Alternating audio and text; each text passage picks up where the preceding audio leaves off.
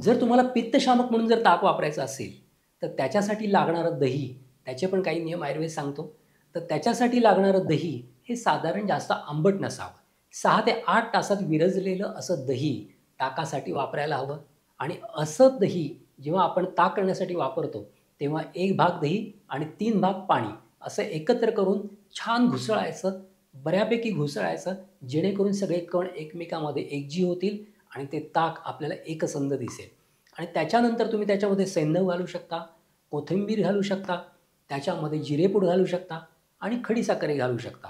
हे सगळे घटक घातल्यामुळे ताकामध्ये असणारा काहीसा पित्तांशसुद्धा कमी होतो आणि तुमच्या शरीरामध्ये ताक हे पित्तघन म्हणजे पित्ताला कमी करण्याचं काम करतं. अशा पद्धतीने जर ताक वापरलं तर नक्कीच त्याचा चांगला फायदा पित्ताच्या आजारांसाठी तुम्हाला होऊ शकतो. आता आम्ही पित्ताचे 2 आजार सांगत असतो. एक असतं आम्लपित्त आणि एक असतं उष्णपित्त. तर उष्णपित्तावर हे ताक चालत असतं. जर तुम्ही आम्लपित्तासाठी ताक सेवन करत असाल, तर त्याच्यामध्ये सुंठ घालायला हवी, की जेणेकरून त्या आम्लपित्तामध्ये पण ते चांगलं काम करेल. आता हे पण ताक पितानाचे काही नियम आहेत.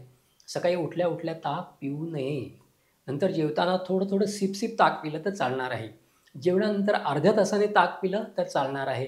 रात्री झोपायच्या आधी ताक पिऊ नये.